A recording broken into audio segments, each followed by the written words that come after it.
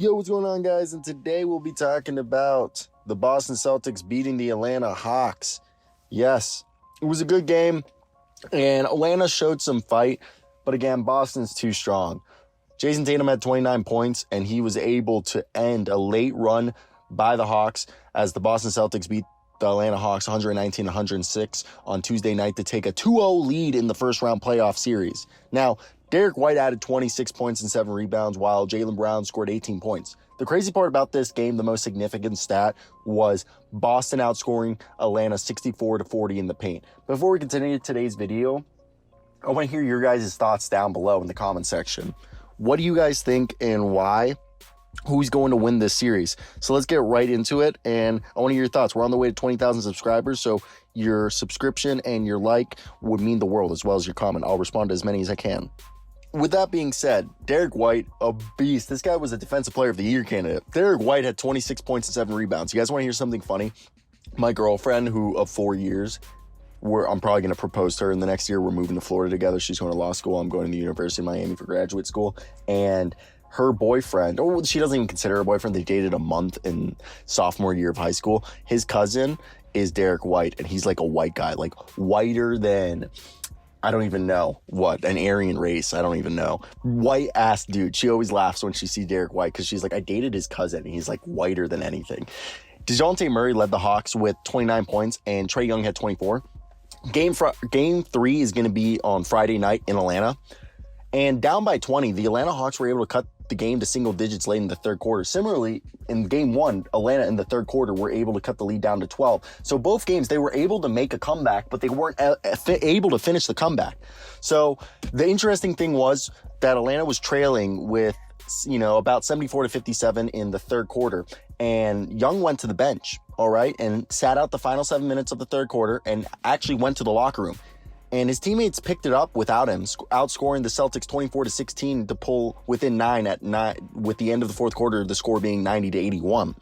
And Young returned to begin the fourth quarter, and he scored 4 straight points with just 5 minutes to play to make the game 104-95. However, the Boston Celtics just went on a 15-2 run, hit a three-pointer, and then Tatum dunked it down to get the score back up to 119-97 with about 2 minutes left.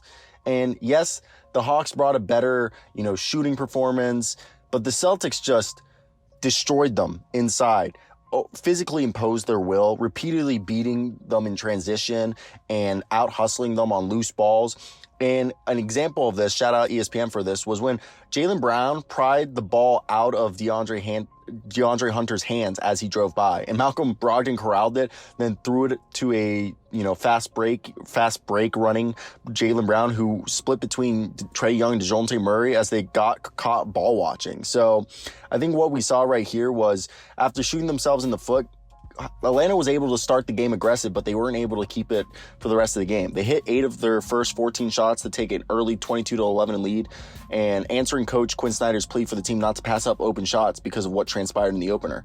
The Celtics just did what they're a championship team, okay? They picked up things on the defensive end, and during a 4+ minute stretch, they forced 9 straight misses and 5 turnovers by Atlanta. It helped Boston end by the opening quarter on a 17-3 run, and Brogdon hit that 42-foot buzzer beater. So look, after taking an 22-11 lead in the first quarter, the Hawks were outscored 29-10 in the next 10 minutes of the game and committing 6 turnovers and shooting 4 of 16 from the field. They just go super cold. This is something that's happened in both games. And Boston led 61-49 at half. Grant Williams missed a putback at the 5-minute marker of the second quarter, and it was the first miss of his series. He's been 10 for 10 for this so far, and he actually outscored the Hawks 18-6 in the paint, in the first quarter. So the Celtics did, and Grant Williams was a big part of that 18-6 paint scoring. So I want to hear your guys' thoughts. I'm starting to think this is going to be a sweep, maybe a gentleman's sweep.